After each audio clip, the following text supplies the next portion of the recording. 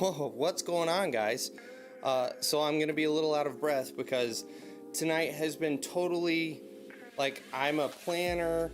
I get things all ready. I have all of my ducks in a row before I go do this. Not tonight. Allow me to catch my breath. Whoo, whoo, whoo. Phil, Brandon, what's going on, guys? Thanks for being here at the very beginning. That always makes me feel super, super loved when you guys hit me up right at the beginning of this. But let me explain what's going on. So first of all, as you guys may know, we weren't supposed to go live tonight. I was actually supposed to be in Minnesota working. And what ended up happening is I was going to work with Shifsky. He's basically got a project. It's a new residential sub that's going in. And his guys are taking it over kind of in process, and so they're going to complete some of the storm that's going in. They've got to do some water leads, I believe, and then some final grading, and then they're going to put the roads in. And unfortunately, they've never done that before, and that's a huge, as you guys probably know, that's a huge undertaking. Gotta catch my breath. I'm sorry. I'll explain in just a second. So what's going on now is all of the storm pipe. If you guys are not familiar with these bigger jobs where you have to order structures and stuff, those are built on demand. They don't just have all of those structures sitting around their yard. The company that's manufacturing the structures for their project is still like 2 or 3 weeks out, and so nothing was going to be ready for me to be there this week, so we decided to bump the trip, which kind of sucks, but at the same time it works out. Instead of staying for 1 week like I was originally going to do, I'm actually going out there for 2.5 weeks. I'm going to work alongside his crew because they've never done storm pipe. They've never done any land balancing. Nick, what's going on, man? Ryan, thanks for hanging out, guys. Appreciate it. I'm telling my story as to why I'm effing winded right now, and it's a very long-winded explanation because that's how I do things. So anyway, so we've decided to bump it out to June. The first week of June is when I'll go out there, and I'm going to be out there for 2.5 weeks, basically teaching his crew, or assisting his crew, I should say, on their learning experience of how to basically complete a subdivision. So that should be fun. So all that to say, I wasn't supposed to be live tonight. I was talking with Nick and Brandon earlier. They both badgered me into going live. So I said, okay, we'll go live for an hour. And this was all decided about an hour ago. So I had to get my camera out, get all of this stuff all dialed in so that it was ready to go. And then literally 38 seconds, and I know that because I looked at the computer screen, 38 seconds before I went live, I realized I forgot to grab my notepad for writing down notes from these things, which, as you guys know, I take notes based on video, videos that you guys want and stuff like that. So I sprinted. I, as a fat ass operator, sprinted my ass upstairs, which, as we all know, operators don't do that sort of physical labor. And so I sprinted upstairs to grab my notepad, and then I came back down and I had 8 seconds to spare. So I'm pretty proud of my round trip time to go upstairs and get my notepad. But at the same time, that's why I'm winded and having to catch my breath like an old chain smoker. So anyway, there's my story. There it is, all laid bare for you all. So thank you guys for coming and hanging out. Nick, you don't need to apologize, man. I was really on the fence about going live tonight. The only reason I wasn't planning on it is, like we talked about, I had promised Mama that she would get the evening, which she very generously said I could go live for an hour. So that's the other thing. We're only going to be here for about an hour tonight, guys. But then the second thing was, I had already told you guys I wasn't going live. I didn't want to go live and then have nobody show up and it just be pitifully, terribly, boring in here. So, but Nick and Brandon, you guys fired it up. So I'm happy that we ended up doing it. So Dig, what's going on, man? So, but I should know your name by now, your actual name, but I'm sorry. I only know your YouTube handle, because I don't know that you ever say your name in your videos, at least not that I've noticed yet. So before we go any further, Dig Nation, what is your actual name? But thanks for coming. I appreciate you hanging out, man. And I can't even drink right. By the way, I don't have a drink yet. My wife, this is what a sweet wife I have. I didn't have any scotch tonight, but she makes a bunch of like fancy drinks, and she infuses tequilas and stuff like that, and she's got a jalapeno infused tequila, and then she's mixing that with some homemade limoncello that she made up. So she's actually in the process of making me a drink for my live stream. and it will still be manlier than anything Nick drinks. And so that shade has been thrown now. So you respond back however you feel you need to, Nick, but that's a fact. It's going to be a manlier drink made by my wife and all our homemade concoctions. It's going to be a manlier drink than what you're typically drinking. So what's going on, Ryan? Okay? So you got tell us about your big job site. So Ryan just got hired in at a company last week. This was your first full week, Ryan, and he's driving ejector trucks, from what I understand. Let me go back through my notes here. I say notes, it's a conversation. Let me go back through our conversation here. But yeah, I'm pretty sure he's driving like a 740, what is it, a 40 tonner that you're driving? Ejector truck? And yeah, tell us about the job site you're on, man. It's gonna take me forever to find this, and the more I fumble around with it, the more self-conscious I get about the fact that I'm fumbling around with it, and that just slowly, gets worse and worse. I'm probably gonna give up here in just a second. That's it, I give up. Anyway, tell us about it, Ryan.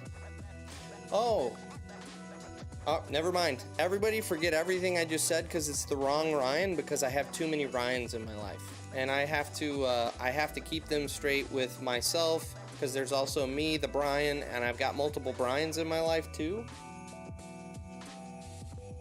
Matt, I'm gonna do my best to remember your name from now on.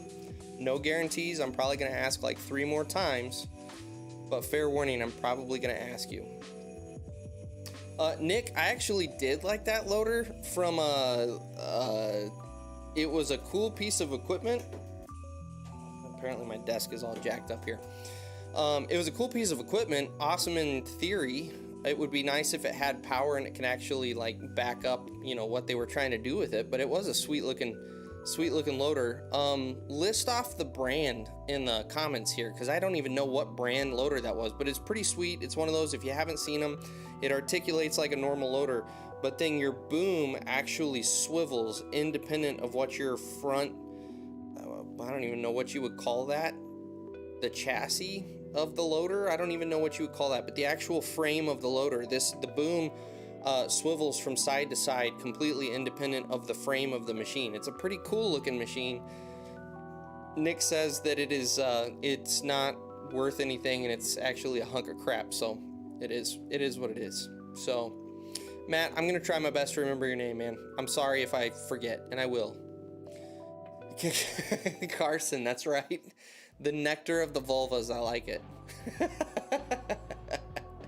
Although that, it sounds like an insult at first until you think about it, and then is it really an insult? And shouldn't we all drink the nectar? That's terrible. I'm sorry. I apologize, everyone. I apologize. Let's see here. Stein. I think is it Stein?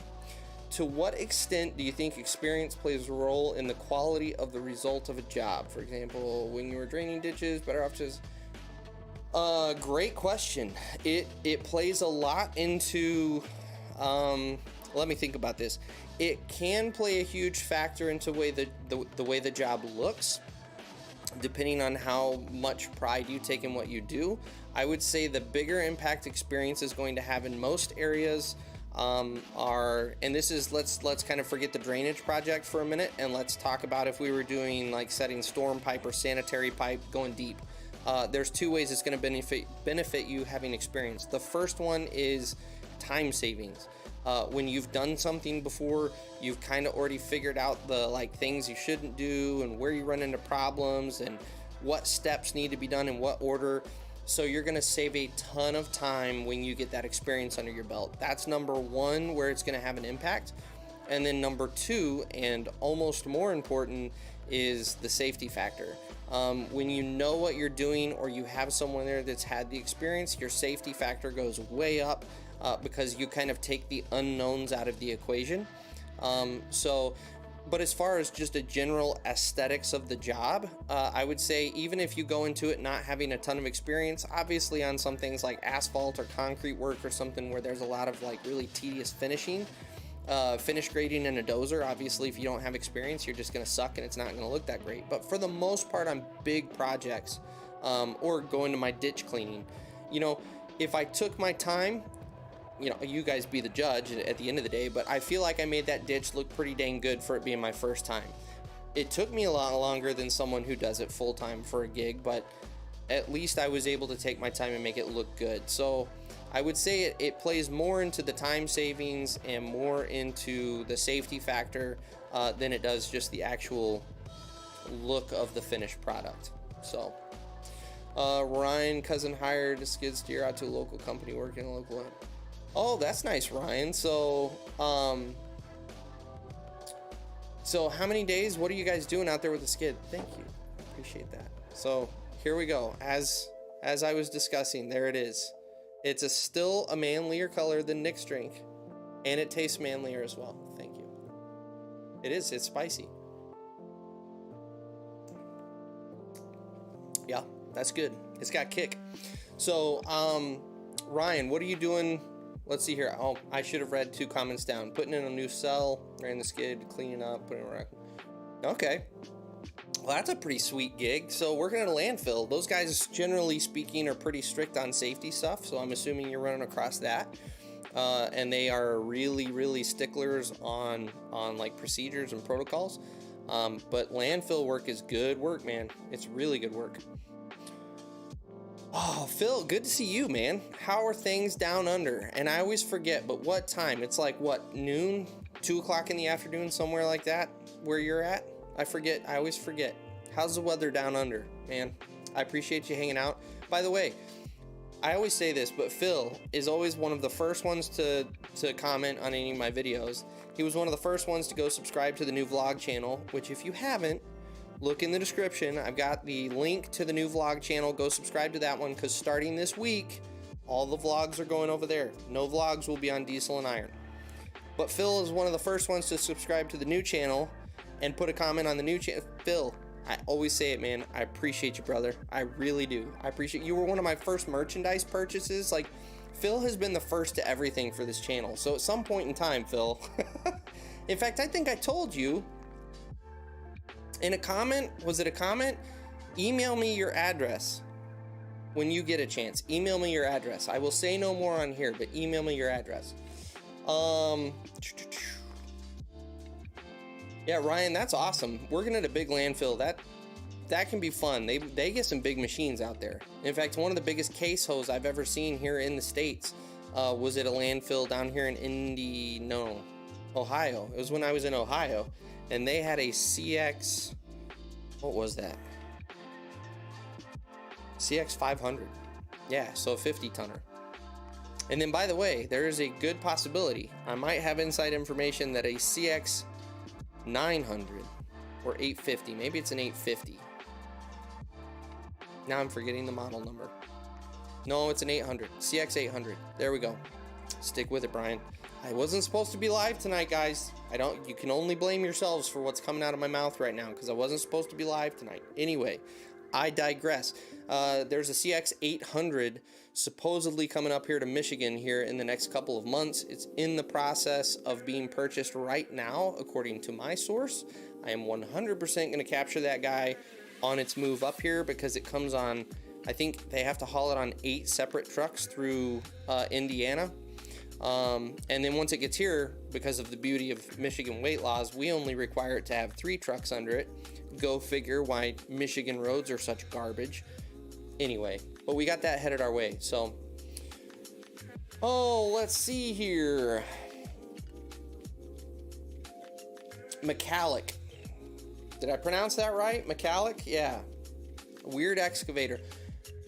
No, Volvo's the one that's got that goofy excavator that's like a skid steer combo hybrid, right? That I think Chris over there at Let's Dig, he did some experimenting with it. I think that was a Volvo though. Well, I'd have to see their excavator, and I don't really feel like looking it up right now.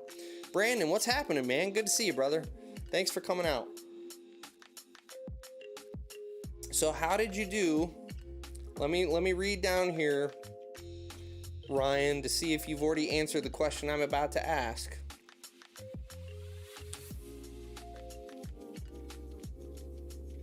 Oh, there you go. So yeah, it was an old hoe. So Ryan said he operated an old Hitachi 200, which is probably gonna make Nick pop a boner because he's all about the Hitachi hose. Even though she was old and loose, it's still a Hitachi, right, Nick? But that's awesome. Yeah, old shaky. Dude, anytime you get up there in that sort of hours on a machine, good Lord, yeah, they get worn out up there. So that's awesome. I'm assuming you had fun in the full-size hoe. Because once you get over like that 315, 316, whatever nomenclature you want to use, that 15-ton size machine, excavators are fun. It's hard to find a bad excavator experience. So. Oh, Nick, I didn't realize that loader didn't articulate. I thought in addition to the articulation in the middle, it had four-wheel steering and crab walk, which would have been sweet. I take that all back if it doesn't articulate in the middle, because that gives you like all of your maneuverability that gives you the advantage of being a loader is gone at that point. I would think it would be, although thinking about it from a safety standpoint from the company, I'm assuming if you were articulated over and you tried to swing that boom over, you're probably going to end up on its side. Maybe it's from a safety factor that they didn't do that. That's the only thing I could think, but yeah, that's kind of an odd thing, I would think.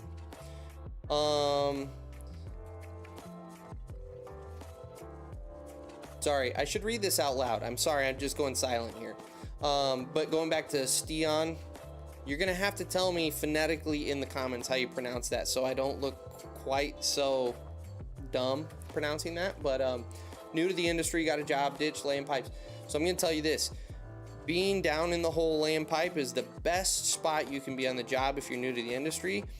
Yeah, I understand it can suck. We've all been there. We all understand it sucks. But the learning experience you're getting down in that trench is the best learning experience you're going to get in the industry. It's better than any school you can go to. It's better than going into the union apprenticeship program. Like, soak it up, get good at what you do. That is a fantastic education. Oh, that's sweet. And you're going to be the new operator on the 8-tonner. That's good. That's good, man. Congratulations. That's awesome. So Ryan, that actually kind of surprises me. Forgive me, but where are you at in the world? Because most landfills that I'm familiar with, I'm in a union state overall, but most of the landfills I'm familiar with are union. So for them to work you 12 hours with no breaks, no lunch, obviously that ain't a union gig because they require you to take those things. But at the same time, you might not be a union gig, so... Ryan, another Ryan Christopher Wagner. How's it going, man? Appreciate you coming and hanging out. So I know there's a fair amount of you guys that have just kind of joined up here. Nathan, just saw you. Thanks for popping in. Dirty Dan, how's it going, guys? Just so I don't take anyone by surprise, we were technically not supposed to go live tonight. My wife graciously allowed me to go live for a little bit. I had already promised her the evening, so we're really cutting into her time. So we're only going for about another 45 minutes. Hour at the most. I don't want to hurt anyone's feelings. It's not personal, but mama's important. I gotta take care of mama. So but yeah, thanks for hanging out, guys. I do appreciate you coming in. Let's see here. Brand new 2020 Cat 308. I think I saw that one, Matt. Let me go back and look. Hang on. Yes, it's Matt. Ha! Got it. That was a nice machine. Those new 308s are... They're good looking machines. I'm 908s, 308s. Sorry, 308s. Yeah, those are good machines. Dumpster. That's a great question, and it's really gonna put me on the spot. And you guys feel free to pitch in. In fact, let's do that. Let's all of us answer this question in the comments. Think about it instead of flooding the comments with 3 separate answers. Think about it and list all 3 on your post. What are the top 3 hardest things about being an operator? You guys pick. Brandon, I'm going to answer you in just a second. Let's do this first. You guys do yours. I'm going to think on the fly and come up with mine. So the top 3 hardest things about being an operator. I'm going to say number 1, and this is totally subjective depending on whether or not you have a family. but being away from your family all season long is probably my number one hardest thing in the industry. Number two is just the physical amount of hours that you're going to work. And then number three is probably learning to kind of manage stress. And when I say manage stress, what I mean there is you got a lot of stuff coming up to you all at the same time, especially on the bigger jobs. If you screw up, you've generally got someone yelling at you. If you're doing road work, I'm kind of talking from my experience, obviously. If you're doing road work, you've got to deal with traffic, you've got to deal with pedestrians, you've got to deal with the laborers that are working around you. Like, there's just a lot of stuff going on, but at the same time, the foreman's screaming faster, faster, faster, faster, faster. You've got to take that all in, and you've got to be able to process that and not let that stress eat you alive. You've got to be able to manage that stress and not let that cause you to have an ulcer or have you a pit in your stomach the entire day. You've got to be able to kind of let some of that go. So I would say that's probably the third hardest thing. So being away from the family, the number of hours worked, and then managing the stress. Those are my three. Let's see what you guys come up with. Brandon, I'm going to jump down to Brandon, and then I'm going to come back up to answer everybody else.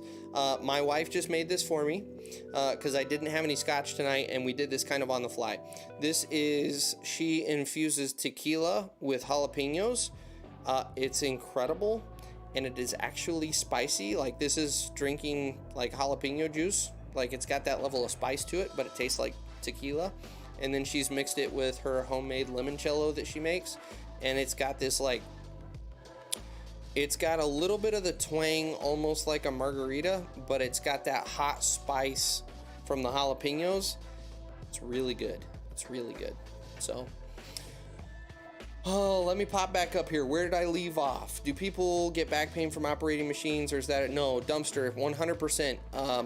I'm actually coming out with a down and dirty, I think tomorrow. Yes, tomorrow. We just optimized that. So tomorrow, if you look at my main page or my main channel, tomorrow's down and dirty is how to properly adjust an air ride seat. Because yes, 100%, if you do not adjust your air ride seat, if you're killing it all day long, just ripping through, bouncing and bottoming out your seat, you'll 100% have back problems. So you do need to take care of your body. I will say too, this is for everybody in here. There's nothing manly about not wearing earplugs. I'm just gonna say it. It's just dumb to not wear earplugs when you're in an open cab machine, or you're helping your mechanic wrench on a machine with the engine running. Like, any circumstances like that, wear freaking earplugs.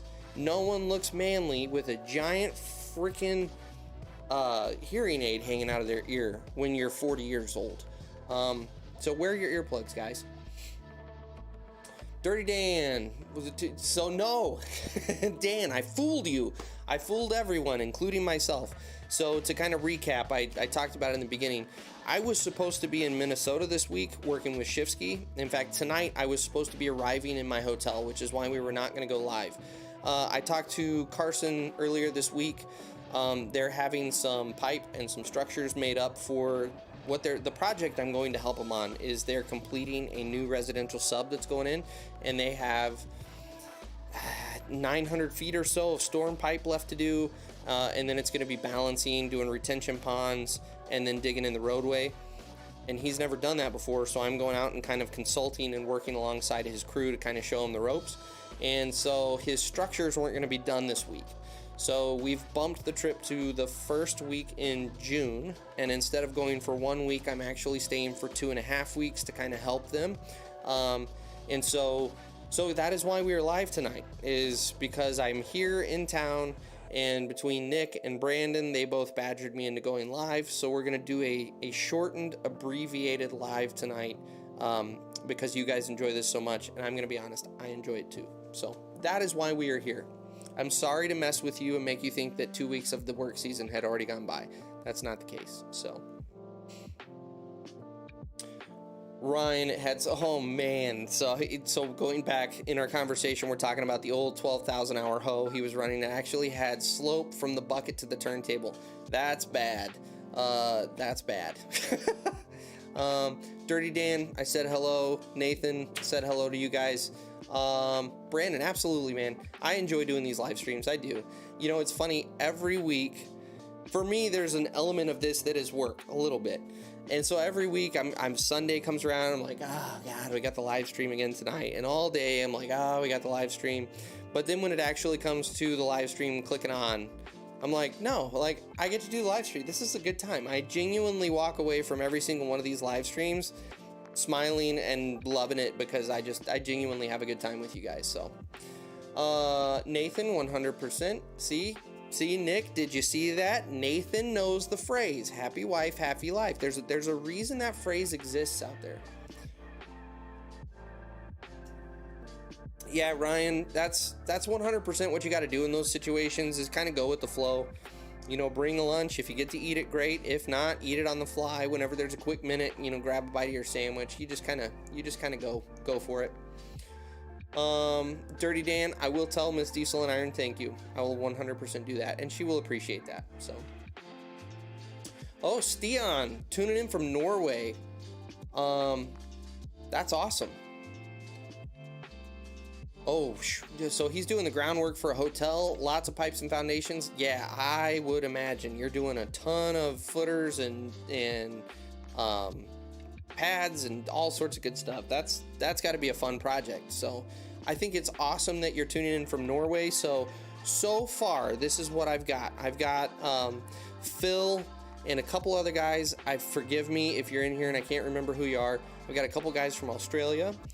We've got AP, which, by the way, guys, I haven't seen AP here in a couple weeks, but AP tunes in from Britain. I've got now a subscriber from Norway. I've got a couple from Denmark that I've seen.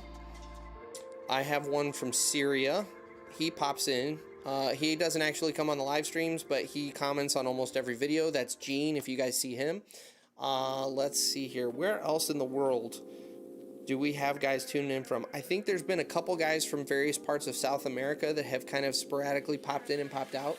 But to me, that's like one of the coolest things about doing this is we're in this brotherhood that we think very much kind of small scale, but we're an international brotherhood. And so it's really awesome when I get to come into contact with guys from other continents who are doing this kind of work. One of my goals ultimately for this channel is, and I've stated this before, is to actually travel and come work with a lot of you guys and have you featured on the channel. That's a goal down the road once the income really starts coming in and I can afford that sort of travel. But what I'm really excited about is I would like to make this an international tour. I would love to come to Norway and to Australia and to England and actually see the different ways guys go about doing things in the business, just because there's so much variety in this industry. It would be really cool to get to experience that firsthand and then kind of share a day in your shoes with the rest of the world. That would be a lot of fun. So we'll see what happens. But thank you. All that was a very long-winded way of saying thank you for tuning in from Norway. I really do appreciate it. Yeah, Nick. Yeah, not getting grease on your clothes. I'm going to revamp my entire list. I will agree with Nick. That is the hardest thing of this entire industry, is walking away with clean clothes. So Dig says, spotters, yes, they can be a pain in the ass. Grease, 100% pain in the ass, and wrenching skills. I'm not a mechanic. I hate wrenching. I hate it. That's one of the reasons I prefer to go work for a big company over starting something myself. I have no desire to go wrench on my own equipment. Nope. Dumpster, 100%, man. Ask away. I like questions like that because it gives me something to talk about. I don't have to fill time. Stian, the hotel got a renovation and an addition. The original part was built in 1891. Oh, that's pretty cool. 1891. Have you seen a Menzie muck before? Oh, are those one of those spider excavators? Let's go look, guys. We're gonna, hang on, let me pull up my browser window and then I'll switch you guys over so that you can see what I'm looking at. I'm fairly confident that's one of those spider excavators. What is it, Menzie muck? Yes. Yes, those things are badass. I would be scared S-less operating one of those things on those extreme slopes. So if you guys have not seen one of these, They scale freaking cliffs with these things. It's incredible what the operators can do with those machines. But honestly, there's so many freaking buttons in that machine, and if you hit the wrong one in a precarious situation, you might go tumbling off the mountain. Of course, my browser isn't working again. Come on. Hang on, guys. Hang on. I'm coming to the rescue. There it is. Now you know what I'm talking about, instead of talking to a black screen. That's right, Nick. I had to watch out for the porn history.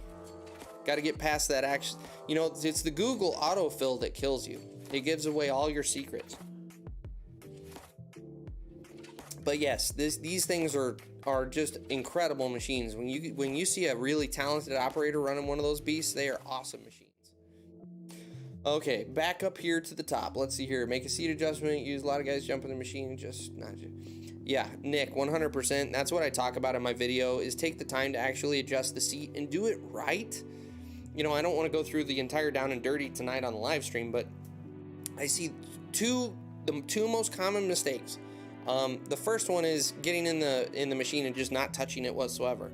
The second is guys use it like a booster seat, and so they're like, oh, I'm short, I'm just gonna pump away, and then they sit there and they bounce like this all day because they want to be all the way at the top of the cab.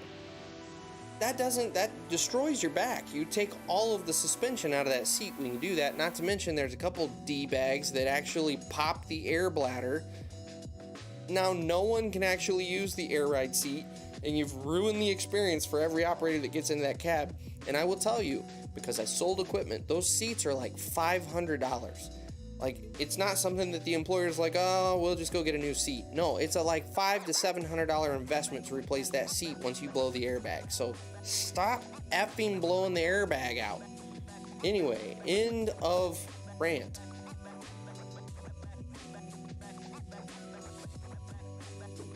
Steon, absolutely, man. That's why I wanted to do this channel, is just to kind of, and it's not really solely, I'd never intended it to be solely me sharing tips and tricks and operator stuff. Like, this live stream is a great resource. I don't think nearly enough people know about it and take advantage of it. You know, I've got a 9,000 subscriber base right now, and we have 24 of us in here. So clearly the numbers aren't stacked in our favor. But really what I want out of this channel, and that's part of the reason I want to come work with a lot of you guys, is I want it to be a kind of general knowledge sharing experience, and that's why I want to come work with you in Norway and work with Phil in Australia. I kind of want to show all of that stuff. So hey Matt, thanks for hanging out. I know you're probably gone already, but thanks for hanging out, man. I appreciate it. That's right, Nick, you're right. I forgot Canada. I'm sorry. I actually have a handful of you guys in Canada I want to come work with. And the nice thing is most of you guys live relatively close together. So, you know, within an hour or two drive of one another, so I can just knock you all out together. We'll call it the week of the North, or Canuck week. I don't know. We'll figure something out. So Dumpster, you say you're trying to be an operator someday. Are you too young to be an operator now, or are you currently working in another industry? Kind of what's the story on that one? Oh, let's see here, Ryan. Got to do more grading with the skid steer this week. That conversation we had a few weeks. That's good. That's good. I'm glad to help on that. That's great. And those skills, Ryan, will just over time, as you get more and more seat time under your belt, it's going to become so second nature. Grading in a skid steer, you won't even think about it anymore. Brandon, coming to New York. Dude, I don't know, honestly. So I came into this summer with the intention of, like, we were going to travel a lot and we were going to go see a bunch of guys. Well, that's happening, but unfortunately, like 2.5 weeks of that is booked with Shifsky. I've been to Ohio twice, possibly might be taking a third trip down there to go help Taylor, which has the wheel trencher that you guys have been seeing. I've got a trip with my like a personal trip scheduled with my family towards the beginning of August, which while I'm down there, if you guys are familiar with Soldier of Dirt, runs track loaders. Yeah, you guys know how much I love track loaders.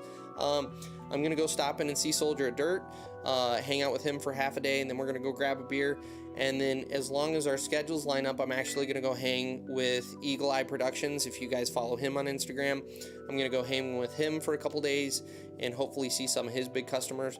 So I don't think New York will happen this year. Maybe next season I can make it out to New York. I'd love to come see you. I'd love to go see Dirt Boss. He and I have gone back and forth a couple times on here. I'd love to go spend a day with him. Now someone's hitting me up on the Instagram actively while we're in a live stream. And I'm going to guess it's Nick, because Nick is always the one. It is. I knew it. It's Nick. I can't watch this right now. Damn it, Nick. I can't watch this. We're in the middle of a live stream, man. Come on. Anyway. See, that's how off track you got me. I don't even remember what my thought was to finish it. Let's see here.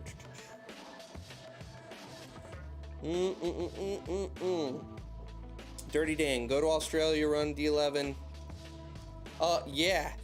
So Dan, I've been following, I don't know if you guys follow, what is it? Is it the Jackson? I think it's the Jackson brothers down in Australia with the 2 D11Rs. I think they're Rs. Dude, those guys, I would love to go hang out with them. First of all, the guy that runs the channel, I can't remember his name. Seems like just an awesome, super chilled, laid back dude. And it's the brothers, so his brothers have to be super chill and laid back too. If that's you responding, Nick, I'm not picking up the phone. All right, we're gonna hash this out after the live stream when we're not in front of everyone and I can call you names. But yeah, those things. First of all, like those guys would be a blast to work with, I think. And then secondly, they got 2 freaking D11s. Like that would be a riot to go down there and run. And they have those. Their freaking pastures, or paddocks is what they call them.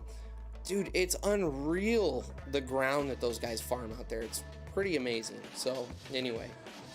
Let's see here.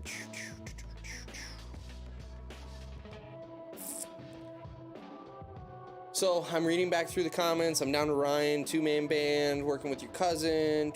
Yep, Nick, guy, did that on a loader. Told me one of the supers that I'd go home if the seat wasn't changed. Yeah, that's 100% Nick. If you can't adjust the freaking seat right, you can't run the machine. That's kind of my mentality.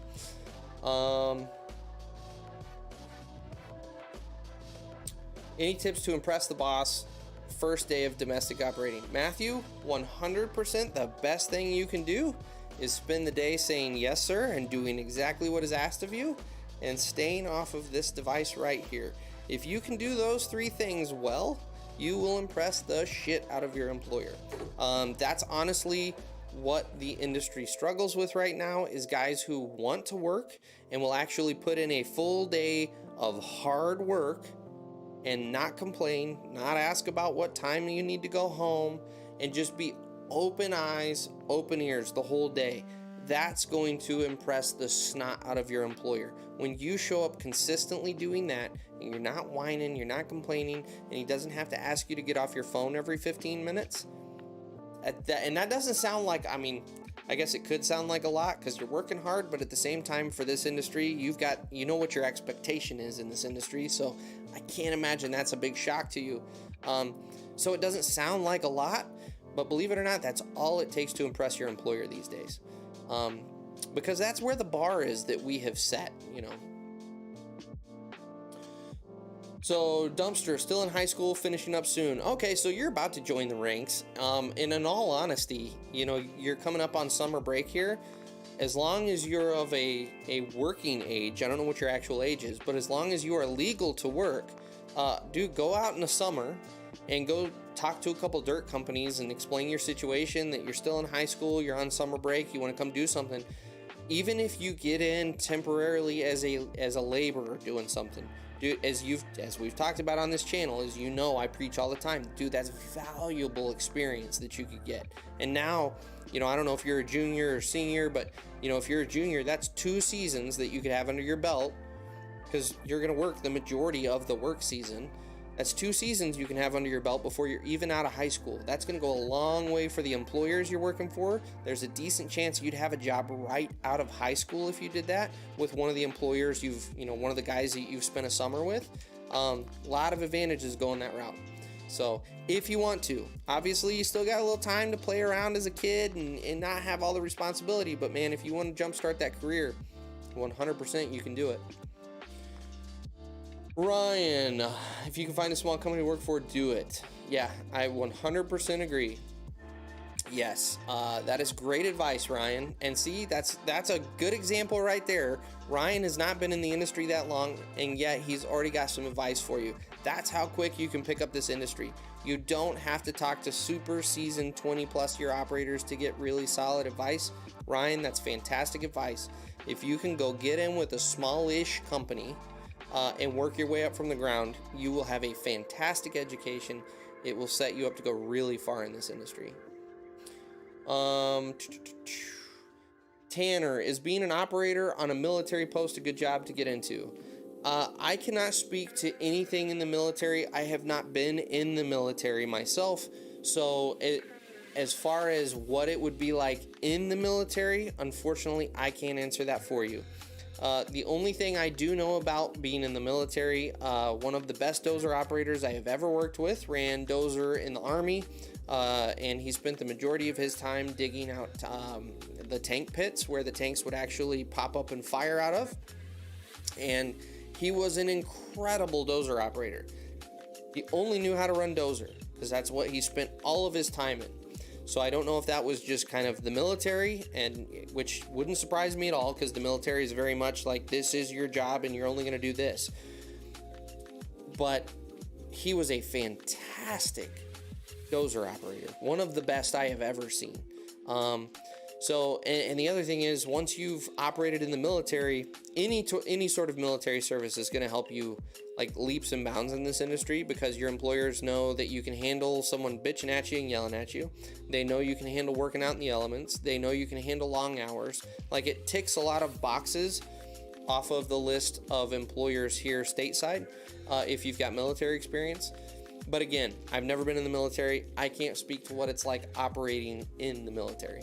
So, let's go back up here. Boom, boom, boom, boom. Check your yeah, Nick, I've been checking the Instagram, and you're distracting. Yeah, exactly. And I see you down there. Easily distracted, yes, which is why I have not answered your message, and I won't until we're off of here. So away with you, Nick, damn it. Stian, that is Stian. See, now I'm getting myself all in my head, and I can't remember. Stian. That is something I've actually talked about on here a couple times. Yes, I have the exact same fear.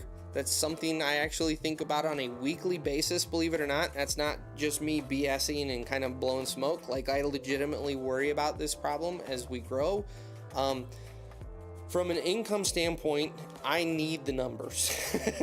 YouTube isn't paying the bills right now, but the downside to that is, like, I love this community, and I'm kind of secretly hoping that the live stream community, I'm looking for some growth, but I don't want it to explode just because I do love the tight-knit community. But the other thing I really like about my main YouTube channel is right now I can respond to pretty much every comment that comes across, and I do my best to do that. It's going to get to a point where I can no longer do that, and that really kind of saddens me, because I really take pride in being accessible to guys. A ton of the guys here in the chat have my personal email, or like Nick and I go back and forth on Instagram. Brandon and I go back and forth. I've got a couple Ryans that I go back and forth with. I've chatted with them on the phone. Like, I make it a goal to be very accessible to everyone, because that's what I'm here for. I'm here to help people get into the industry and answer questions. And unfortunately, an element of that goes away as I grow and get really, really big. So no, I'm totally with you on that thought process, man.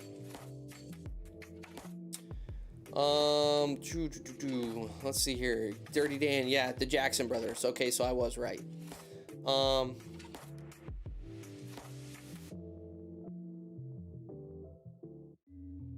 Eat the Homeless. So there you go. This is the Ryan. It is Ryan, right? Mr. Eat the Homeless, I believe, is the Ryan that I was talking about earlier, that just got the job with the big company running, what, 740 ejector trucks, I think is what you're running. I couldn't tell specifically from the picture what you're running.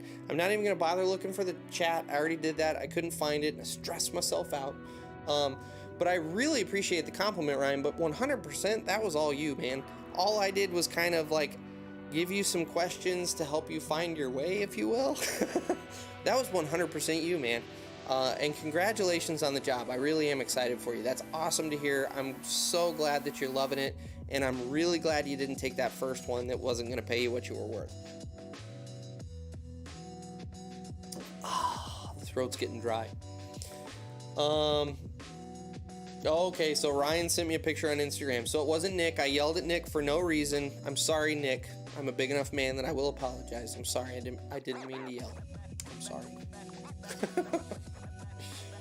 Let's see here. Best way to impress the boss is going full throttle on an excavator in 60th. That's true, Nick, but only if you're doing it accurately and you're not running over all of his laborers. Otherwise, you will very quickly get yourself fired, and it has nothing to do with them caring about you killing their workers. From a personal level, it's that you've completely destroyed their worker base, and now they have to go hire a bunch of extra laborers because you just cleared them all off with the dozer. So,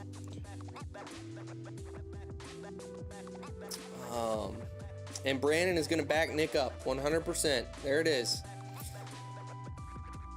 Ryan, for reference on how low the bar is, the laborers I was working with said I was better than 60% of the operators, only 30, 40.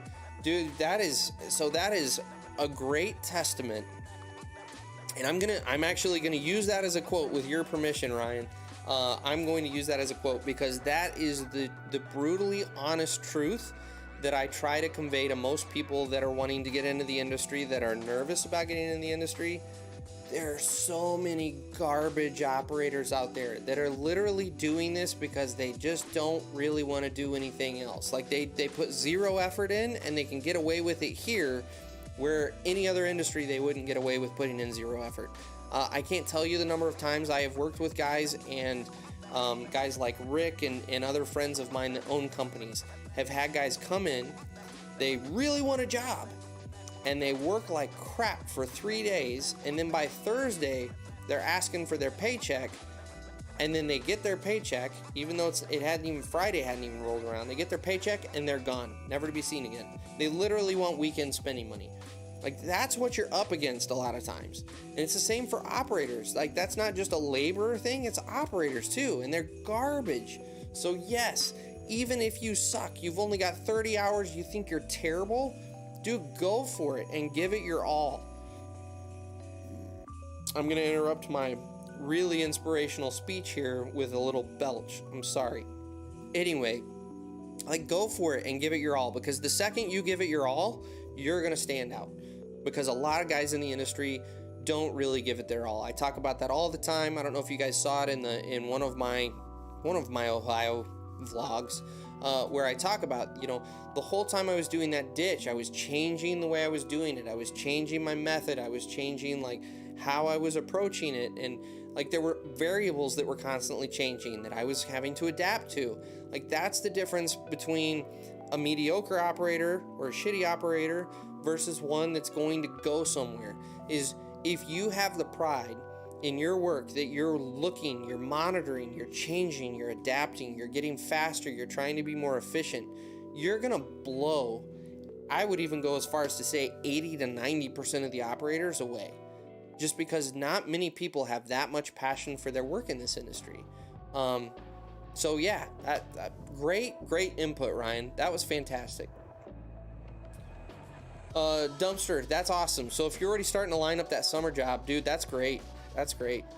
Nick likes to think that he gives really great advice. And I would say probably, in a normal situation with Nick where he's offering real life advice, he probably gives good advice. But I'm going to forewarn everyone in here, when it comes to drinks, don't take Nick's advice, because then you end up purchasing a drink that comes with a purse. Like, it comes with a purse because it's that feminine. So don't take his drink advice. So Nick, he wants to talk to CX145. He brought it up. So Nick, right before the live stream tonight, texted me a picture. His employer just got a CX145. That's a solid machine. It has a much more spacious cab than the old Cat counterpart. Since the new next-gen machines have come out, I think Cab has revamped Their cabs, like what is it, Taylor over there at Ken White, they got that 230, and he said they totally revamped it and put a normal size cab on those machines. That was the smartest thing Cat could have done. Hated their old ones. But yes, CX145 is a mean machine, and it's got a crazy lift capacity on it too. I'm trying desperately, guys, to get some time in a Volvo, and I mean that in multiple ways in life, but specifically when it comes to construction. I have talked to Rick, and if we can swing it, if the Volvo dealership here in Michigan, in our area of Michigan, will participate, I'm just saying, we may have put in like 3 separate phone calls to them, and they still haven't called Rick back, which is garbage. Don't get me started. But I am trying to get a Volvo on the site so that I can spend some seat time in a Volvo and really have an honest opinion about them. Because right now, everything I talk about when it comes to Volvos is totally anecdotal, and I'm just going off of everybody else's word. So,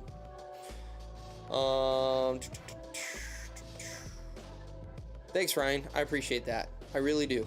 And that's my goal with this, is to just be accessible and help people. So, like, hearing your story, like, that's the sort of stuff that keeps me pumped and jazzed and makes me want to go make videos, is hearing success stories of guys that I've at least helped along their path. So, okay, here we go. Nick and Ryan apologizing to each other. It's okay. It's okay. Nick can take abuse. He's fine. Let's see here. Stian, do you think the machine operator controls? Dude, Stian, can I hire you just to ask questions in these live streams? Like, these are fantastic questions, man. I would say it depends on the crew, and it depends on the type of work you're doing. I would say, man, that's a hard question. In so many areas of the job, it's really a dance between the laborers and... So I always come back to pipe work, because pipe work is one of the things that I spend a lot of time doing, and it's one of the more involved things you can do in this business. When it comes to pipe work, dude, that is a dance between laborers and operators. You've got guys up top, your top man that's actually hooking all the pipe together and giving, grade shots and everything. You've got your guy down in the hole, that's actually your pipe layer that's putting the pipe together.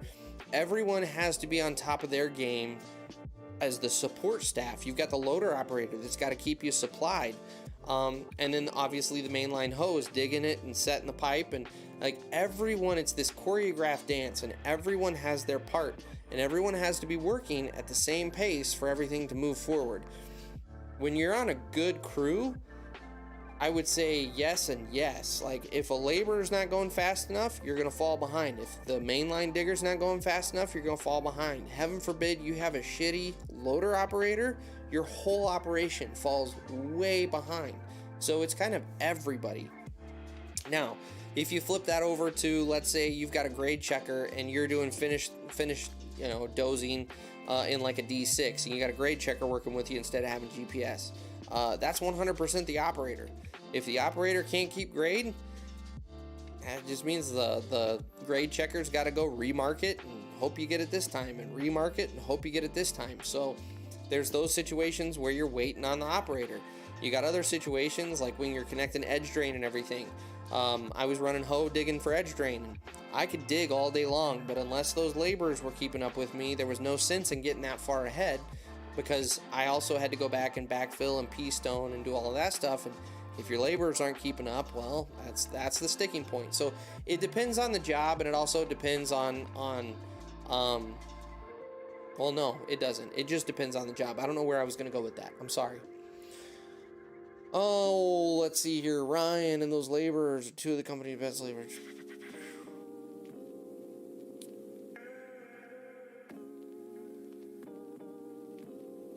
Yeah, so Ryan, yeah, that's true. When I was running an excavator, got bucketed about 8 feet away, let the guy go. Yep. So that's another aspect of it too, is, are you digging in the blind? If you're digging in the blind and you're doing it by hand signals, you want to talk about a laborer making or breaking the job? You can have a laborer that sucks at hand signals. You will have a slow, miserable day. But likewise, if you get someone that really can read what you're doing, you know, because they're kind of remotely operating the machine, they have to kind of learn how you react to their hand signals. So if I go up with my hand a little bit, are you going to pull way up on the grade or a little bit? And they have to adapt to that. But if you got a laborer that can really adapt to you and the machine, and you guys can work together, you can have a fantastic day. I mean, you can operate 100% in the blind and be very accurate.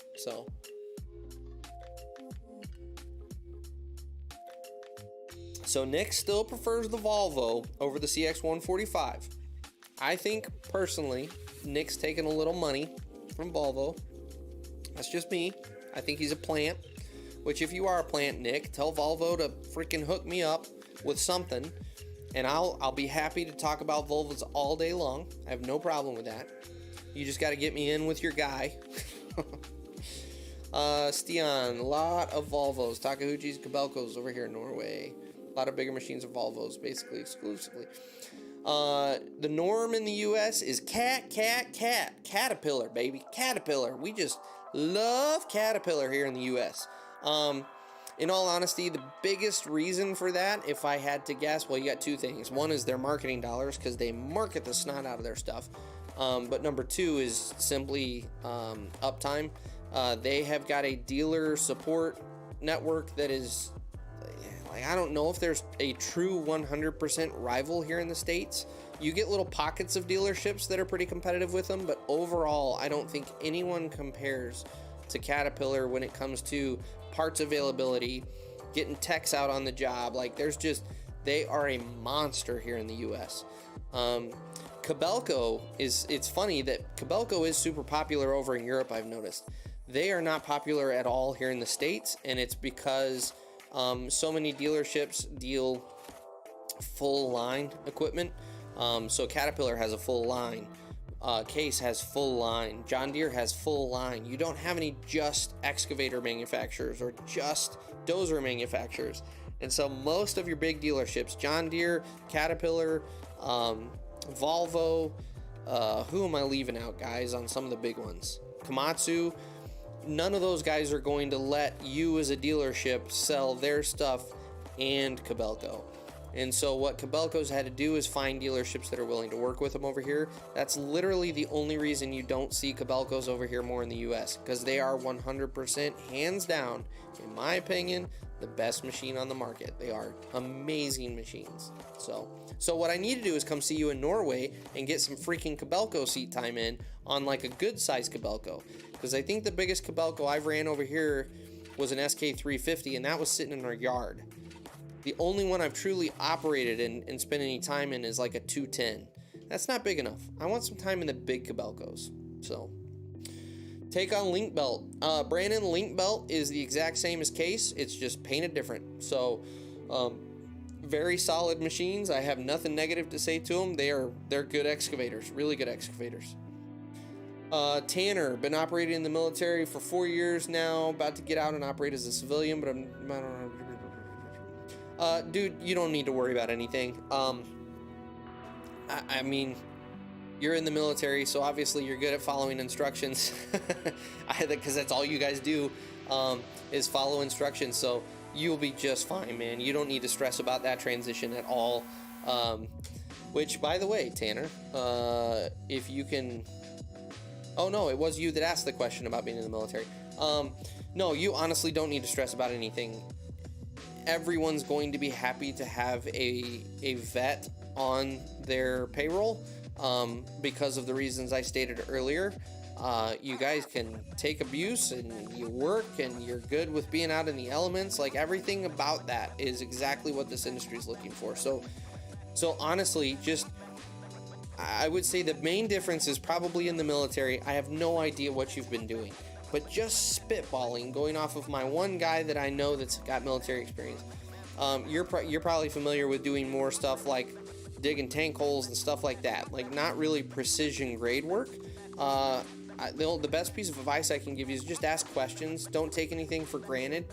You know, let whoever your employer is know that, hey, I've got 4 years or whatever. 4 years of experience. But I don't have any experience doing road work. Like, you're going to have to walk me through this like it's my first day doing road work. and they're going to be pretty patient with you, especially because you can make the machine run. You just don't know where you need to be, and you don't know how to think ahead because you've never done it before. As long as you kind of let them know, hey, I've never done road work, tell me where I need to be and tell me what I need to be doing, and I'll do it. They should be pretty patient with you. So yeah, don't sweat that at all. Corey, in high school, been running a skid loader since you were 10. Would that help you get a job in this industry? Absolutely, man. So any sort of seat time, any sort of experience is going to be super helpful. The one piece of advice I'll give you is just don't let that go to your head like you're going to go out there and be king dingling on the job because you've been operating since you were 10. I will tell you, you are not unique in this industry. A lot of guys in this industry have been operating equipment since they were 4 or 5 years old, and that's not everyone just, well, it is everyone kind of touting it a little bit because everyone touts it. But the common mistake a lot of young guys do is they come out there and they go, oh yeah, I've been operating forever, I can do whatever you want, and then they get out there on the job and they realize it's totally different than anything they've ever done and they have no clue what they are doing. Yeah, you can pull the sticks, but you don't know what goes into road building or doing pipe work or anything like that. So my one piece of advice is don't let that go to your head. You know, obviously tell them you got the experience, you've been running the equipment, you're familiar with it. But first day on the job, man, just stay quiet and be eyes and ears open and learn, because you've got a ton of learning ahead of you to really get the industry. So, but no, you'll do just fine, man. If you got that experience under your belt, yeah, you're going to do great. Stan, working in the ditch, never know quite how much signal to the operator. Don't want to overstep, I give too much boss them around, but when they're digging in the blind, then I know.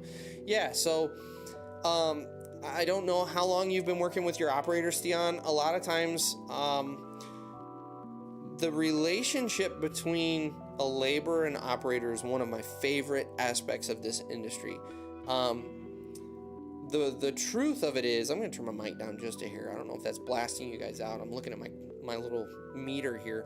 The truth of it is, in this industry, you a lot of times will spend more time with your laborers, specifically your main laborer. Most of the time you kind of latch onto a laborer, and a laborer will latch onto you as the guy, especially if you're the pipe layer. I mean, there's not really an option there. You're going to be right hand in hand with your operator. You're a lot of times spending more time with that guy than you are your own family, and so as a result you get to know each other really, really well. And when that's done well, when you guys work well together and figure each other out, and that just takes time. I mean, it is a relationship. It's kind of like dating. You don't get to pick like dating, but you've got to figure out how to talk to that operator. You got to figure out what hand signals he likes. You got to figure out, when he likes you to do this certain thing and when he likes this certain thing done and how he likes that hole to look before he starts dropping in stone.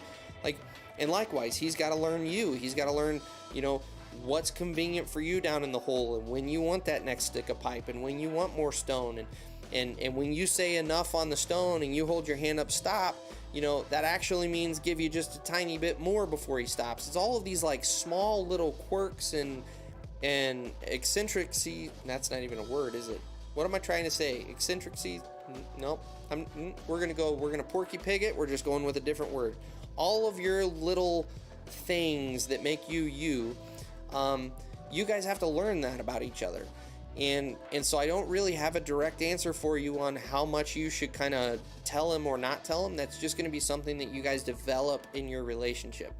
But honestly, that's one of my favorite aspects of this job. I worked with the same laborer for, I want to say 3 years. We were neck and neck, side by side. And we got to the point, I've talked about it before on the live stream, we got to the point where we could have a full conversation with hand signals from across the job because we knew each other that well. And that's just a really cool, and I still reach out to him. We talked, let's see here, I called him up randomly 2 weeks ago, and we'll talk 2 or 3 times a year, even though we haven't worked with each other for almost 5 years now. You just develop that sort of a relationship with those guys. So that is a really, really cool relationship. There's some weirdness at first. That's just part of it. It's just like dating. You just kind of got to flow with it and figure it out. So, Sean, I had a lot of pipe crews over the years, and one thing I found is if you got a good crew, everyone will police each other. Yeah, 100%. Man, when you can get on a crew that works well together, like this industry is fun in itself, but there is something unique about when you get on a crew that just hums. Man, this is a fun industry. I like that's what I miss about doing this full time and sitting in the seat of loader. Is I worked on a crew that was that way, where we knew each other's thoughts. Everybody knew their place at what they needed to be doing, where they needed to be. We all knew each other to where I knew where my excavator operator liked his pipe to be sitting, and I knew his spacing. I knew that my top man liked it when I actually would drag the pipe back on the ground just a little bit to create just a little bit of a mound. And then you go back forward and set your pipe on that little bit of a mound, and it props one end of you do the bell end, and it props your bell end up a little bit so that he can get his choker around it. Like that's how my laborer liked my top man, that's how he liked his pipe set out. I would do certain things like moving the stone box for the excavator operator in certain times and situations because I knew he was going to need it. I would think ahead of him, and he appreciated that. And likewise, he would do things for me to make my life easier as the loader operator. Like, it is fun when you get on a crew that just flows together. So yes, it is. That is, man, it's awesome. Matt, currently working sophomore in high school. Next year, going to do which is college in high school. Going to construction management. Dude, construction management, if you're going to get a degree in this industry, construction management is it. It's generally like a 2-year program, which is awesome. Don't pay for your CDL. That's a good piece of advice I can give you. Have somebody pay you to get it. There's enough demand out there in this industry. You do not need to be paying for that. But that's a solid plan. If you want to go to college, if you want to have a degree under your belt, which is not a bad thing, it's not a have to have, but it's not a bad thing. Construction management is a great choice.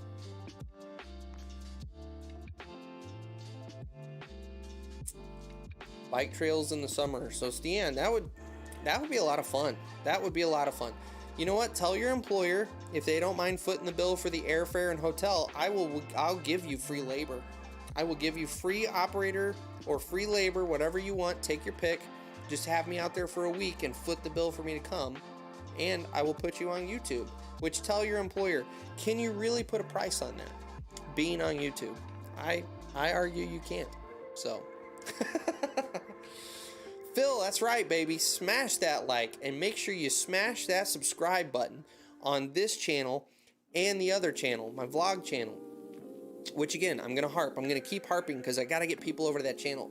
The vlog channel fires up this week. Tuesday, all of the vlogs move over to the vlog channel. I'm not moving the old vlogs, but you're not going to see any new vlogs posted on Diesel and Iron. They're all going to go to the vlog channel. Diesel and Iron is going to be strictly down and dirties on Mondays, and then on Wednesdays I'm going to post, I'll post little snippets out of the vlog, like my little montages that I do. I'll post more equipment operating, kind of general equipment, what guys are kind of here for the most part, because I'm finding the vlogs are just so unique. There's only a certain subsect of my viewership that really enjoys the vlogs. So, let's see here. By the way, guys, let's take it to 9. We'll take it to 9. That's 20 more minutes. And that's like 15 more minutes than I told Mama it would be. I can get away with it. I'm okay. I'm in the safe zone. But still, 9 o'clock sharp, okay? All right. I'm glad we're all in agreement. Ryan, be honest in your skills helps a lot. Yes. That's great advice. Be honest about your skills. And err on the side of being conservative. Everyone hates the guy that comes out and says, oh yeah, I finished graded for years. I was the best at my old company at finished grading. I can do whatever you need. And then they get in the seat and they're the world's shittiest dozer operator. Never ends well. What ends well is when you go, yeah, I can finish grade. I think I do a pretty decent job. And then you go out there and you kill it. Okay, the employer sits up and pays attention. So be honest about your abilities. be conservative about your abilities. Don't totally undersell it like, oh, I've never touched one of these dozers in my life. Obviously that's a dumb move too. Just be honest and be conservative. So great advice, Ryan. Ryan, why don't you come sit in on the live stream here and start giving advice, man? You sound like a freaking veteran already. Let's see here.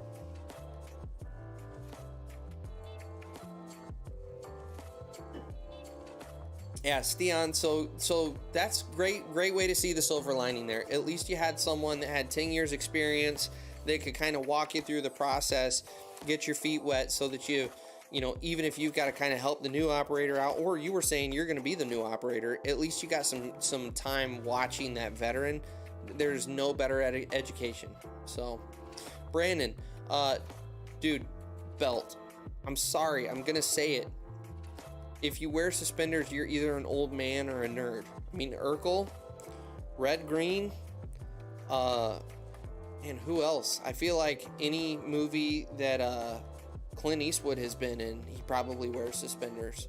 Like, think about in the suspender world, who are your heroes that you look up to in the suspender world? And I can't offhand think of one. Superman wears a belt. Batman wears a belt. Does he have suspenders? I don't know if Batman has suspenders or not. I know he has a belt. He's got a badass belt. Let's see here. Thor has a cape. I think he has a belt. I mean, really. I don't know that we need to go any further in this conversation. I think belt wins. In my mind, belt wins. So,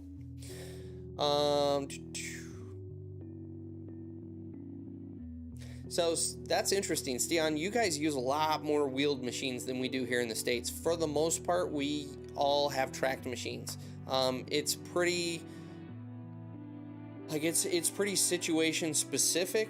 If you have a wheeled excavator, most of the time it's going to be on your road crews, and it's going to be like one of the finish machines that you're going through and just kind of tidying stuff up so that they can zip up and down the road after it's finished. Outside of that, they're all track machines. So. Matt, yeah, I'm hoping to graduate with a diploma, and then construction management, then do an apprenticeship, heavy equipment operating through my local union. So, Matt, I would say don't even bother with the apprenticeship, in all honesty, unless you really want to go that route. Just go hire in it, kind of a small to mid-sized company, and just hit the ground running. You're going to get a better education, in my opinion, doing it that way. You won't have to compete getting into the apprenticeship program, although having a construction management degree is probably going to help you there. But yeah, that's my 2 cents. If I were you, let me center up. We've only got 20 minutes left in the live stream, but now I'll center myself up on the camera because I'm a true professional. But yeah, in my opinion, for my 2 cents, I would say don't even bother going through the apprenticeship. If you're going to be doing the school and you're going to spend a couple years in college, dude, just go right into the workforce, and there's a decent chance you'll get to a foreman level fairly early on with that degree. So, pardon me. Liz, learned on deer controls when forced to learn cat controls. Field deer controls make more sense. At this point, I will not switch back to deer. Do you think deer... So, Liz, that's a great question, because I had the same effing thought process. I started on John Deere controls, and it makes sense, because you've got the boom and swing, which are close into the machine, the two implements that are close into the machine. Yeah, put them on the same joystick. And then you've got the stick and the bucket way out there.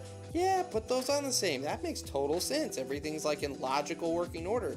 And then cat's like, no, just scramble them all up and throw them wherever you want. It's one of those things. Logically, yes, it makes more sense to do it with the Deere controls. Which, by the way, I went through the same steep learning curve that you were going through. I learned on Deere controls, went to a big employer, made the mistake without thinking about it of telling them, yeah, I'm a pretty decent hoe operator, not thinking about the fact that I had grown up on Deere controls, and everybody in the industry, in the big jobs, uses cat controls. So I went and promptly, slammed my hoe pack into the ground because I thought I was sticking. Let me think about this. I thought I was sticking out, and instead I was booming down. That's what I was doing. So that was embarrassing. But now that I've gone to cat controls, I literally don't even think about the controls anymore. It's like reaching for my glass here. I don't think about I need to extend my arm, I need to rotate my hand, I need to grab my fingers, and then I need to, no, you just reach out there and grab it. You don't think about it. And that's the way the machine becomes, is it's just so second nature. It doesn't even matter anymore. And I'm with you. I won't switch back to Deere. Cat controls are more common in the industry. It doesn't really make sense to go out of your way unless you find yourself at an employer that has all old equipment. They don't have pattern switchers. Every modern piece of equipment has a pattern switcher. Yeah, so anyway. That was a long answer, wasn't it?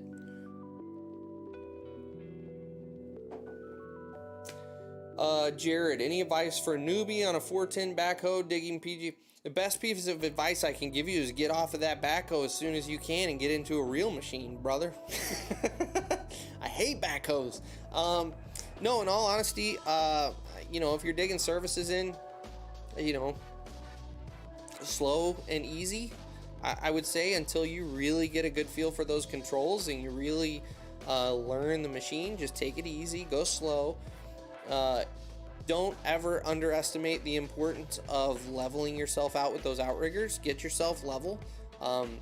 And the other piece of advice I would tell you is when you do eventually go to digging anything where you're doing precision work, where you don't necessarily want to blow your trenches out. Sorry, I had a second thought in the middle. Just take small bites. Instead of trying to go in and hog the material, take small bites and establish your trench walls before you really start going to town. That's going to give you a much cleaner dig. The best piece of advice I can give you if you're running a backhoe is go look up a guy. His name is Frank on YouTube here. His channel is Diggin' OK. It's DIGGIN-OK.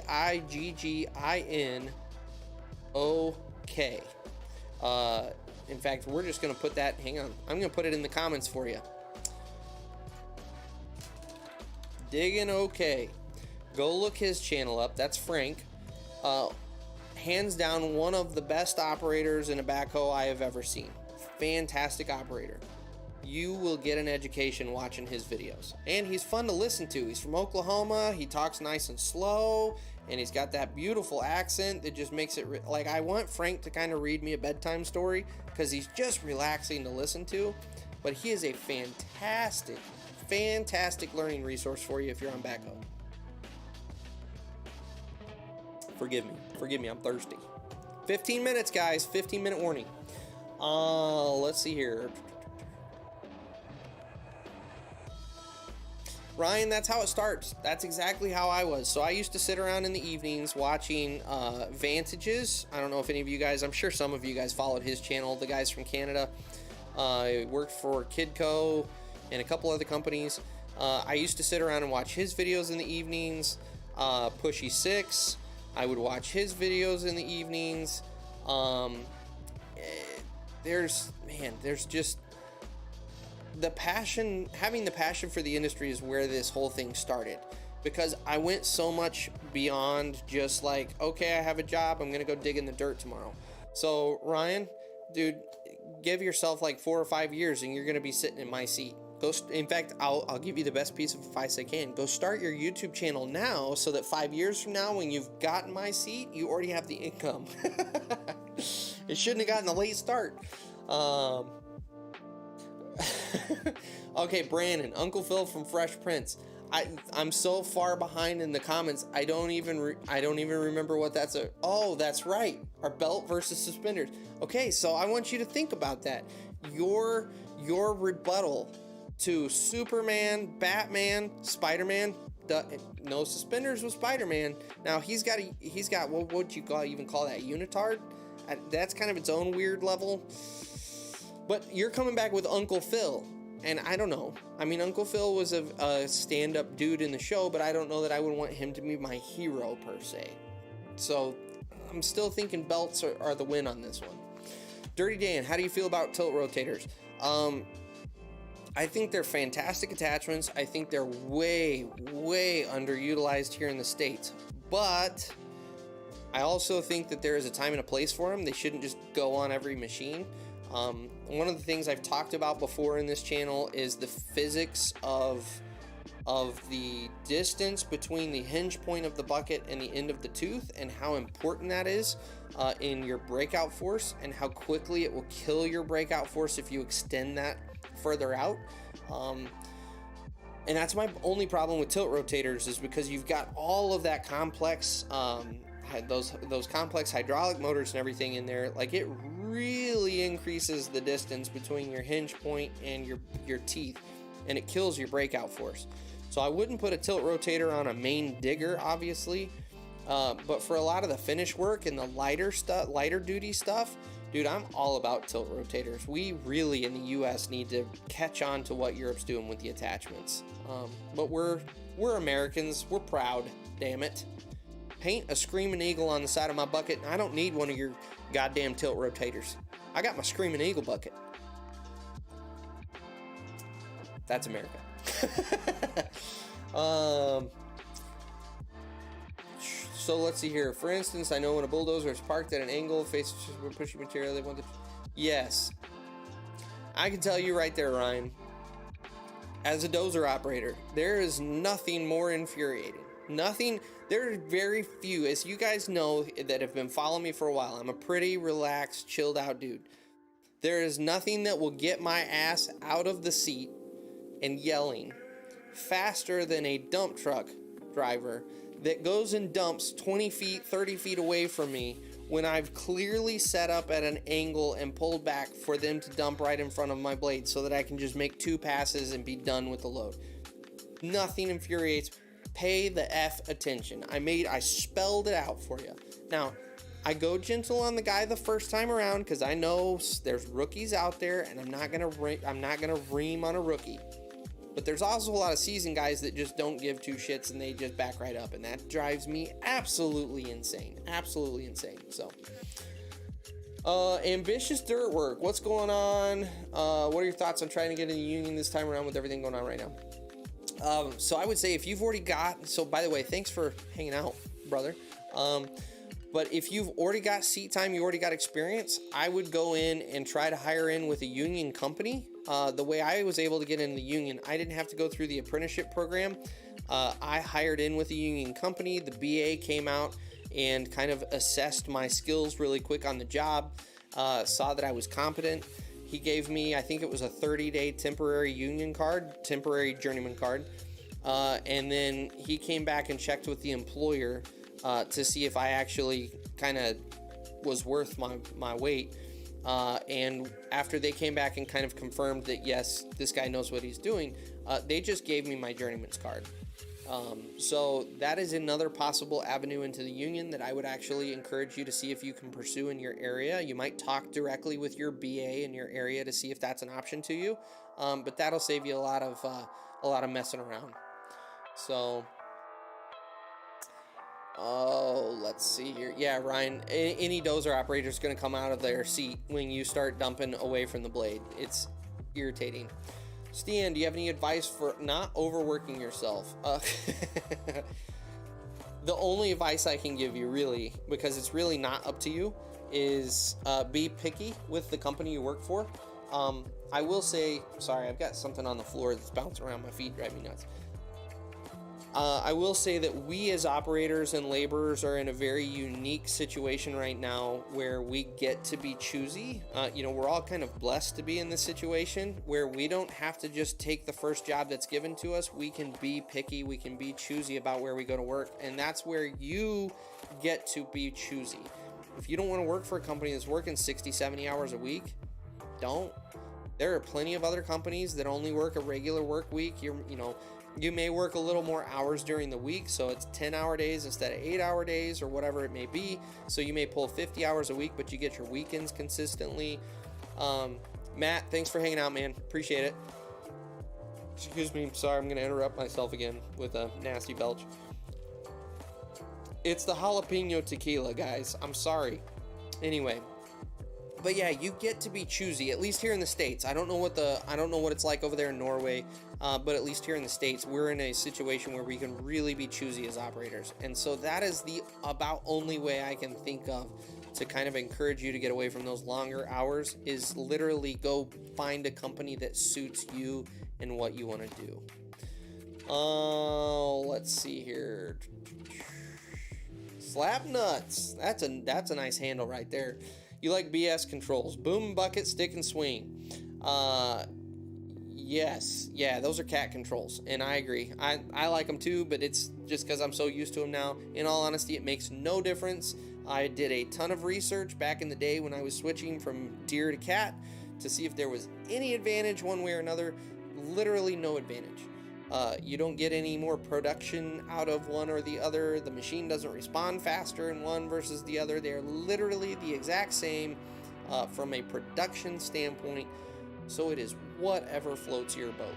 So you just flip that pattern selector wherever you want it. Jared, you were awesome, man, because you were watching me give advice. Because if you weren't watching me give advice, I would be talking to myself in a room alone with a camera. So you're the man. Appreciate it.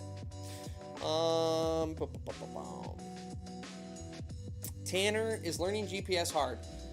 If you're pretty good with computers, no, it's really not. It's more of kind of learning where everything's at that you have to access, learning what everything is showing you on the screen. Probably the steeper learning curve is, for the most part, you only get a two-dimensional wireframe display on your display. Boy, that made sense, didn't it? You get a wireframe picture on your display. And so knowing what that picture is telling you, especially when you get into like complex slopes and everything, that can get a little tricky, and it takes some kind of time in the machine getting familiar with what that's showing you. And then if you need to dive into what it's showing you, how to access that information, the different views, because you can do a front view, you can do a top-down view.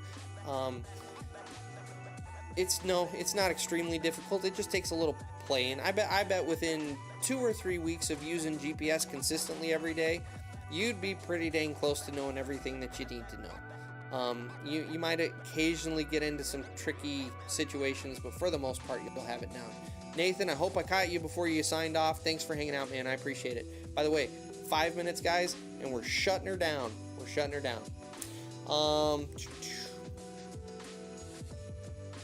Oh, Nathan, I sent you that Dropbox link, man. Let me write a note. Good thing I went and hustled for my notepad, right? Send Nathan Dropbox link. Again. I sent it last week. I don't know why it didn't go through, but I will get it to you. All right. So, Jared, number 2 controls, JD or cat controls? I don't understand your question, Jared, but if you're asking for me, I'm a cat control guy just because I was forced to learn it after running deer for 2 years, and I'm just not going to go back. So.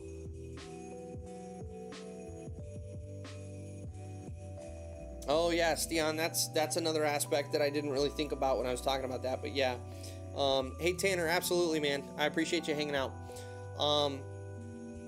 Yes, the other thing with the tilt rotator is it's kind of got that in common with if you've got a bucket and a coupler and a thumb. Like, that's a lot of weight out there at the end of the stick, and so you really load that tilt rotator up with especially if you got like a wide ditching bucket and you pile that sucker high, you're going to be tippy. You got to pay attention to what you're doing, and you can't necessarily reach all the way out to get into a truck or something. So they definitely have some drawbacks to them. But at the same time, the advantage, if you know how to use it, and you can really, Dirt Ninja, if you guys watch his channel, he does fantastic with his tilt rotator. I mean, if you want to see someone that can really show you what that's capable of doing, he's a great guy to go follow. So, yeah, so Jared, that's fairly consistent right now from what I understand across the country.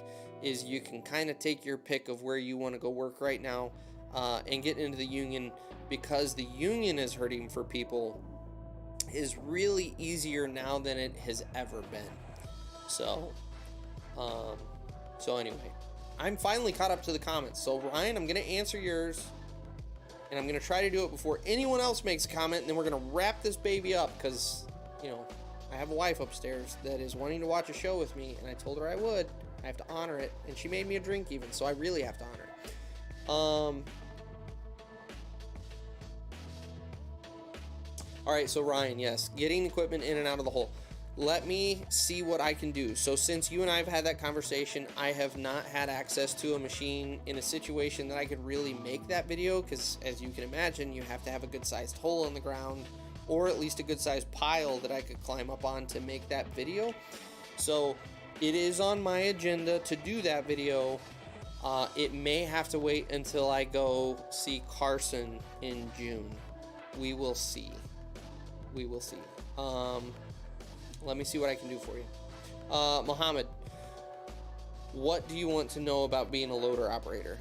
This is a topic I could spend an evening talking about being a loader operator. I spent 2.5 years doing it, so I don't know that we can answer this all tonight. Get your question in super quick, because we're shutting her down here in just a second. But I would be more than happy to have conversations with you about running wheel loader, especially on a pipe crew, because that's what I did.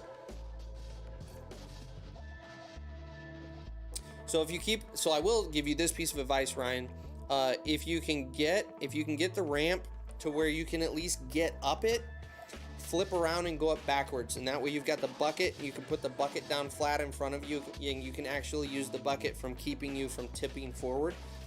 Anytime you're going to approach something super steep, you want to go up it backwards in a skid steer, not forwards, because if you're going to roll any direction, it's going to be over backwards.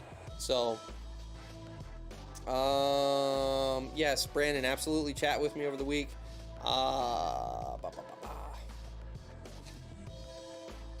Ryan, thanks for hanging out, man. Appreciate it, guys.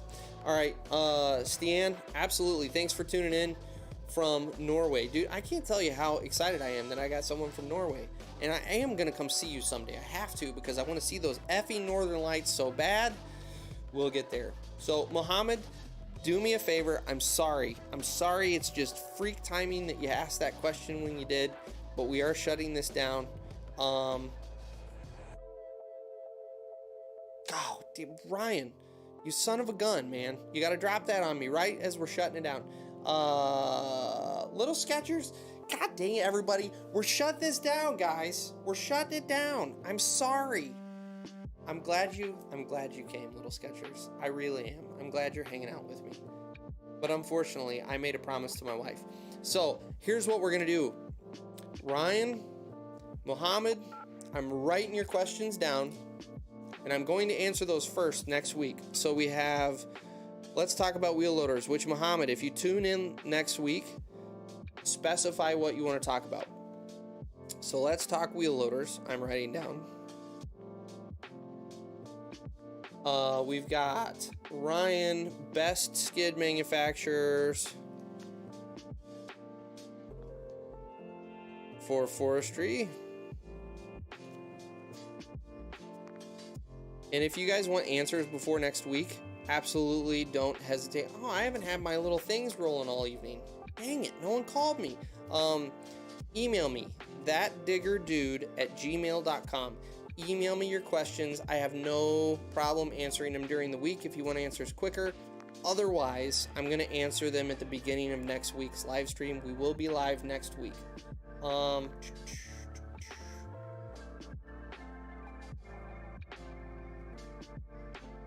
Yeah.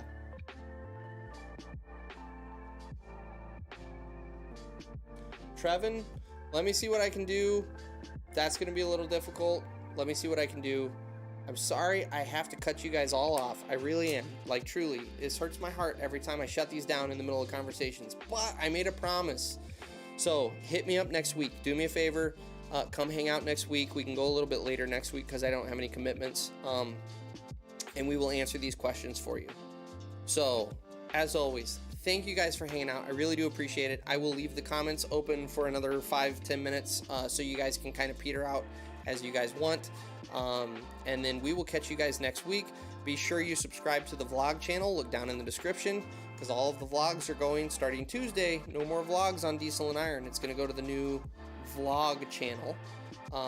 So make sure you subscribe to that. Mohammed, absolutely. I apologize that we're having to leave before I can answer your question. thatdiggerdude@gmail.com. Feel free to email me your question. I'm going to put it in the comments as soon as I log off of the live stream. I will put it in the comments for you. If you want to email me your question, I'd be more than happy to answer it. So go subscribe to the vlog channel if you will. Check the description. And yeah, we'll catch you guys next week. Thanks again for hanging out, guys.